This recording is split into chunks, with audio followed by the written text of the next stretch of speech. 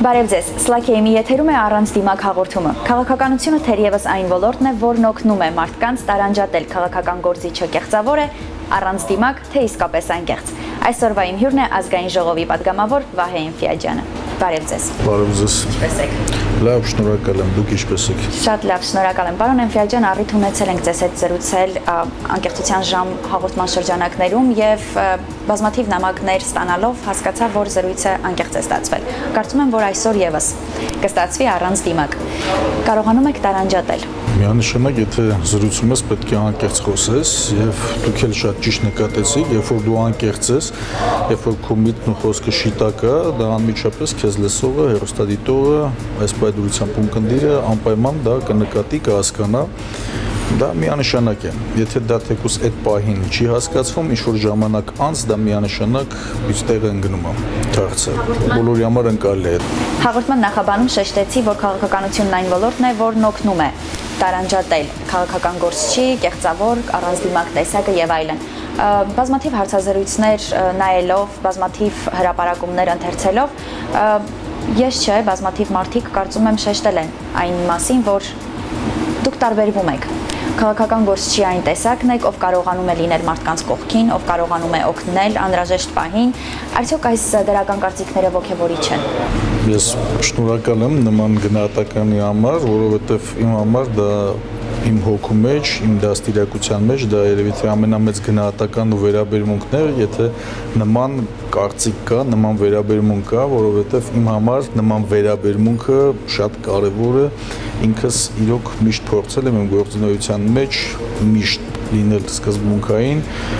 իսկ առհասարակ քանի որ խոսքը գնաց քաղաքական դաշտի գործունեության, շիտակ լինելու, չգիտեմ, հաղորդման նույն անվան ֆորմատի մեջ, ըստ իս եւ կարծում եմ դա մեր իրականությանը լավագույնս բնութագրում է, մարդկային տեսակի հարց կա այստեղ, եւ եթե մարդկային տեսակը իր տեսակով ավելի օլոր-մոլոր ճանապարհներով կամ ինքը ոնց որ նոր ասենք շիտակ չի, դա ուզում է լինի քաղաքական գործիչ, դա ուզում է լինի արվեստի ներկայացուցիչ, մշակութային գործիչ թող լինի կամ բժիշկ, ինչ մասնագիտության տեր որ կլինի կամ ինչ գործունեությամբ ուզում է զբաղվի։ Դա անպայմանորեն ինչ որ միտեղ իրան նման ձևի է դրսևորելու։ Ես կարծում եմ, որ այս հարցում պետք է մարդ ունենա հստակ սկզբունքներ, պետք է ինքը իր մեջ ամեն օր, ամեն պահ իր մեջ ավելի խորը արմատ գցի այդ հարցի շուրջ, որպեսզի երբևիցե ինքը իր սկզբունքներից չհեռանա։ Եվ նման կարծիք չունենա, իսկ նման վերաբերմունքն ու գնահատականը բնականաբար նաև պարտավորեցնող է։ Որպեսզի խոսքերը հենց այնպես չհնչեն կամ ինչ-որ ոգևորիչ կամ գովեստի խոսքեր չլինեն, կցանկանամ, որ հենց հիմա ձեր ուշադրությունը սևեռեք էկրանի վրա, որովհետև մենք ունենք դրսում արված հարցումներ քաղաքացիների կողմից, ովքեր կարծիքներ են փորձել արտահայտել ձեր անձի մասին։ Ինչ կարծիք ունեք падգամավոր Վահե Էնֆիաջյանի մասին։ Շատ լավ կարծիքի, գիտեմ, որ նա Հարգավաճ Հայաստան կուսակցության падգամավորը եւ քարտուղարն է։ Ես նրան շատ լավ ճանաչում եմ, որտեղ հաճախակի հերոստատեսյան ցույց են տալի, բավականին հաջող ելույթներ ունենում, լավ առաջարկություններ ունենում։ Իմ կարծիքը նրա նկատմամբ շատ համեստ անձնավորություն է, շատ։ Ներողություն, դուք եւս ճանաչում եք Վահե Էնֆիաջյանին։ Իհարկե ճանաչում եմ, շատ հարգում եմ նրան, շատ կիրթ, շատ հաճելի լավ տղա է, լավ աշխատող, ժողովրդի մասին մտածող, երիտասարդության մասին մտածող, շատ խելացի տղա է, ամենակարևորը, որ ինքը շատ կիրթ է։ Այո, ճանաչում եմ։ Ինչ կարծիք։ Դրական է կարծիքը, որովհետև իմ ճանաչած падգամավորների մեջից հենց Վահե Էնֆիաջյանն է, որ բարձրաձայնում է երիտասարդության եւ ուսանողների խնդիրները հիմնականում։ Շատ լավ կարծիքի եմ ես իր մասին։ Որտեղից գիտեք նրա մասին։ Իր ելույթները երկխոսությունների ժամանակ շատ եմ լսել իրան ու շատ դուրս գալիս է։ Շատ խելացի տղա է։ Ու շատ սպասելիքներ կա իրանից ինձ թվում է, որովհետև շատ խելացի է։ Ճանաչում, քաղաքականությամբ չեմ զբաղվում, բայց ճանաչում, շատ լավ տղա է։ Պարոն Էնֆիաջյան, եթե նկատեցիք, փորձել ենք հարցումներ անցկացնել մի քանի տարիքային խմբերի միջև, ընտրել ենք նրանցից երևի թե 7 կարծիք, հետաքրքիր էր, որ տատիկները եւ պապիկները ճանաչում էին ձեզ։ Համենայն դեպս կարծում եմ, որ քաղաքական գործչի համար կարևոր է, երբ թե երիտասարդները եւ թե հատկապես տարեց մարդիկ կարողանում են գնահատել եւ այն էլ այսպիսի գովեստի խոսքեր հնչեցնել, հետո միջահասակ մարդիկ, ովքեր որ նույնիսկ ցանկանում էին ձեզ տեսնել նախագահի դերում։ Ինչ կարծիք ունեք այս ամենի մասին։ ըստիս ամենակարևորը, երբ որ քաղաքական գործին ոչ միայն ճանաչում են, այլ քաղաքական գործիչ է, այլ հասարակական քաղաքական գործիչ է, այն մարդը, որը հրապարակային գործունեություն է ծավալում, հասարակության համար ինքը ընկալելի է։ Եթե ունեք ճանաչելը կարող են մարդուն ճանաչել, բայց ընդհանուր առմամբ չճանաչել ինչ-որ լավ վերաբերմունքով կամ լավ գնահատականով կամ անցյալում տեղի ունեցած որովհետեւ ինչ-որ դրվագներով։ Ես կարծում եմ նաև սա էլ է մեծ գնահատական, երբ որ ճանաչում են եւ վերաբերմունքը դրական է եւ մարդկանց համար, քաղաքացիների համար տարիքային առանձնահատկությունները իր հետ հաշվի առնելով գործիչը ընկալելի է։ Սա կարևոր է, իմ շնորհակալ եմ զգացվածը։ Մենք ունենք եւս մեկ տեսանյութ պատրաստված ձեզ համար։ Ձեր ընկերներից ազգային ժողովի պատգամավոր Արմեն Ավետիսյանը կարծիք է հնչեցրել ձեր անձի շուրջ, թե որպես ընկեր, թե առհասարակ իբրև քաղաքական գործիչ, կցանկանամ, որ եւս մեկ անգամ ուշադրությունը սևեռենք էկրանի վրա։ Եթե նկարագրենք Վահե Ֆիաջյանի որպես անձնավորություն, ինքը շատ լավ ընկեր է, լավ ճանապարհի ընկեր է, որտեղ կա ժողովրդական առակ, ասում է, եթե ուզում ես մարդուն լավ ճանաչես, պետք է եթե ճանապարհ գնաս,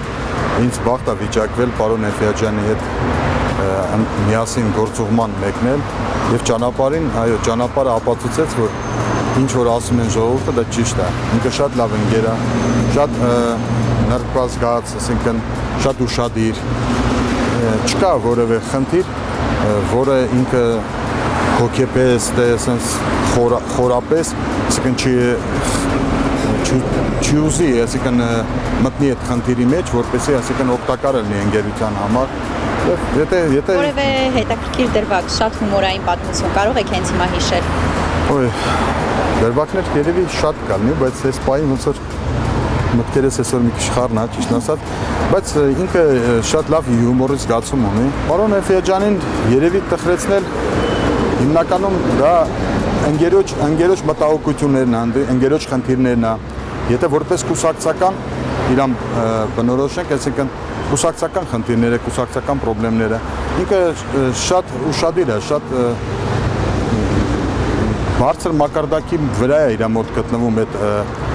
ընկերոջ վիշտը, այսինքն միասին, այսինքն ցավակցել կամ ինչ-որ միասին ապրել այդ ամեն ինչը, ինքը չի կարող անտարբեր անցնի այդ ամեն ինչի կողքով, ելնելով, այսինքն որպես քաղաքական գործիչ, անգամ դաժե կուսակցական, այսինքն պատկանելություն ունեցող ընկերների նկատմամբ թե առհասարակ ժողովրդի հասարակության կողմից։ Ինչ կցանկանաք նրան մաղթել հենց հիմա էկրանին, բառեր, որ երբեք չեք ասել նրան։ Ես կցանկանայի իմ լավագույն ընկերոջը մաղթեմ, ես ինչքան գիտեմ, իրանք երրորդ զավակն են սպասում, որպեսզի այդ փոքրիկը հասու կամով բարեհաճող լույս աշխարհ գա, եղնի երջանիկ եւ իր երեք բալիկներին ինքը կարանա հասցնի այն նպատակներին, այն երազանքներին, ինչ որ ինքը մտածում է։ Չնայած պարոն Ավետիսյանը շեշտեց այն մասին, որ բարձր ճնշում ուներ, բայց դա չխանգարեց, որպեսզի գար եւ կարծիք հայտներ, որովհետեւ շեշտեց, որ բացառիկ ընկերներից եք նրա համար համարվում։ Ինչպիսին էր կարծիքը։ Ես մի բան կարող եմ ասել, որ Ավետիսյան Արմենի նկատմամբ խորը հարգանք եմ տածում, ճանաչում եմ նաև նրա ընտանիքին, ճանաչում եմ նրան թե իր աշխատանքի վայրում, թե որպես ընտանիքի հայր, թե իր ծավալած գործունեությունը որպես հասարակական քաղաքական գործիչ եւ իմ համար շատ հաճելի եւ կարեւոր է, որ նման անձնավորությունը նման կարծիք է հայտնում եւ չգիտեմ, միշտ գնահատականը շատ կարևոր է, տպավորությունը ով է հայտնում։ Այս պարագայում կրկնակի անգամ հաճելի է։ Մենք առիթ ունեցել ենք խոսել ձեր որդիների մասին եւ առիթ ունեցել ենք խոսել թե ինչպիսին հայր եք դուք ընտանիքում եւ թե ինչպիսի ամուսին եք դուք իրականում։ Իմացանք, որ սպասում եք երրորդին։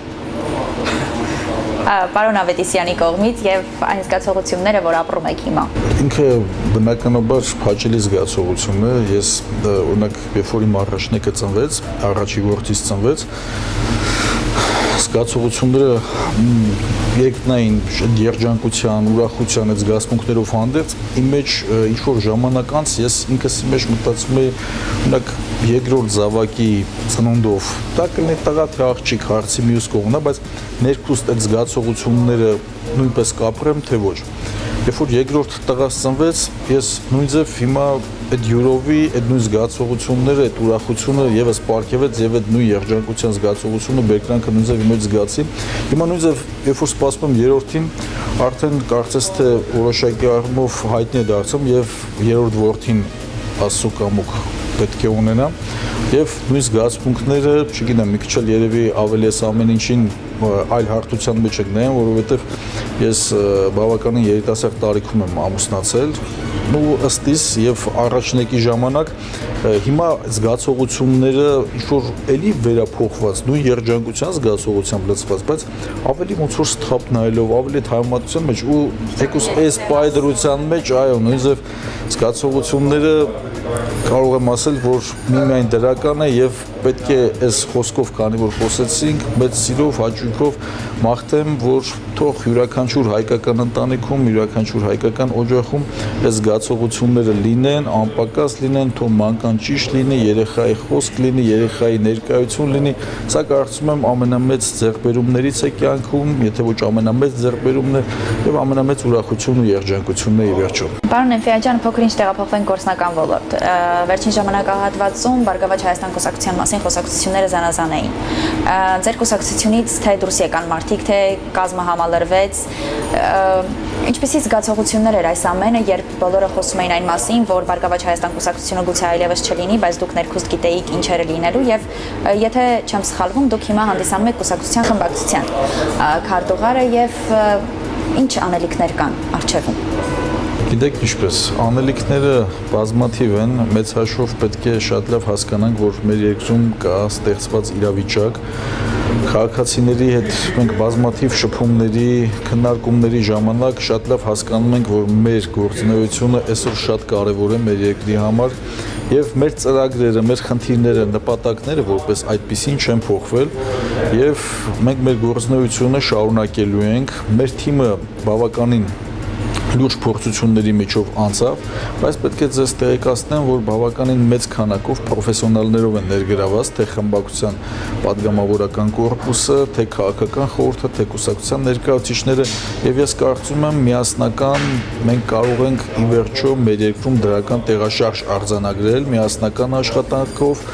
եւ հետեւողական աշխատանքով։ Դա բավականին մեծ ջանքեր է իրականում պահանջում, որը որ մենք պատրաստ ենք այդ ճանապարհը անցնում ենք եւ անցնելու նաեւ հետագայում։ Մաղթում եմ, որ հետեւողական աշխատանքը ունենա իր դրական ազդեցությունն ու արդյունքը եւ ինչ անելիքներ կան առջևում Վահե Էմֆիաջյան պատգամավորի կողմից եւ ինչ ակնկալի ձեզանից հասարակությունը։ Նախ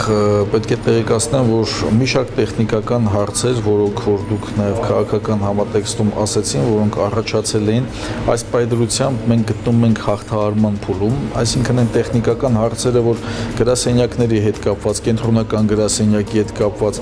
ներքին փոխհարաբերությունների հետ կապված, որը որ ես ասել եմ ու պետք է փաստեմ, որ փոխադարձ հարգանքի մթնոլորտ կա Բարգավաճ Հայաստան խմբակցությունում, Բարգավաճ Հայաստան խմբակցության պատգամավորների միջև, անկախ նրանից կան պատգամավորներ, որոնք որոշել են իրենց կուսակցական անդամակցությունը դադարեցնեն կամ ոչ, մեր մեջ կա փոխադարձ հարգանք, փոխադարձ վերաբերմունք մեր անցած ճանապարհի, մեր անձերի նկատմամբ եւ հետագայի նկատմամբ եւ այս համատեքստում պետք է ասեմ, որ այն ծրագրերը, որոնք որ մենք մեր արժեք դրել ենք, որոնք բազմաթիվ են, անհնար է հիմա բոլոր այդ ամեն ինչը թվարկել կամ օրենսդրական նախաձեռնությունները, քաղաքական հայտարարությունները, որոնք մեր կողմից հնչել են, մենք ի վերջո այս ամեն ինչը միասնական ձևով կարողանալու ենք իրականացնել։ Մեր համար այդ միասնության գաղափարը շատ կարևոր է, մեր կուսակցության կարգախոսն է, որպեսզի միասին կառուցենք բարգավաճ երկիր։ Մենք մեր երկիրը ուզում ենք տեսնել բարգավաճող, մենք մեր երկրի քաղաքացու կյանքը ուզում ենք տեսնել բարեկեցիկ եւ այս ուղղությամբ մեծ ծավալի աշխատանքներ իրականացրել ենք եւ իրականացնելու ենք։ Ես շնորհակալություն եմ հայտնում առանց դիմակ հաղորդմանը հյուր լինելու համար եւ պետք է շեշտեմ հետեւյալը, որ միշտ հաճելի է շփվել ձեզ հետ, թե ծրագրի շրջանակներում, թե ծրագրի շրջանակներից դուրս, որովհետեւ այն եզակի քաղաքական գործիչն եք, ում մասին բոլորը արտահայտվում են լավ։ Շնորհակալ եմ, ինձ շատ պարտավորեցնող մտքեր ասեցիք, շատ հաճելի է ձեր մոտ հյուրընկալվել, իրոք խոսել անկեղծ, խոսել սրտից, ասել այն ինչ որ մտածում ես, այն ինչ որ կա։ Եվ պարոն Էնֆիա ջան, Մոսկովյան 31 հասցեում գտնվող M&G Family Company-ի կողմից հենց հանձնում եմ այս նվերը եւ մեր գլխավոր հովանավոր Lady Zone կանանց ֆիթնես ակումբի կողմից հանձնում եմ ձեզ այս քարտը, ձեզ ամենահարազատ իքական սեռի ներկայացուցիչներից որևէ մեկին նվիրեք, ով կցանկանա հաճախել Lady Zone եւ 1 ամիս շարունակ օգտվել իր ցանկացած ու նախընտրած սպորտաձևից։ Շատ շնորհակալ եմ, շատ զգացված եմ։ Շնորհակալ եմ։ Դե ինչ, այսքանով եզրափակենք այսօրվա առանց դիմակ հաղորդումը։ Ես ինչպես միշտ իմ արտաքին տեսքի համար շնորհակալություն եմ հայտնում դիզայներ Անուշ Սահակյանին, իսկ դիմահարդարման համար Սյուզի Մելիքյանին։ Կհանդիպենք։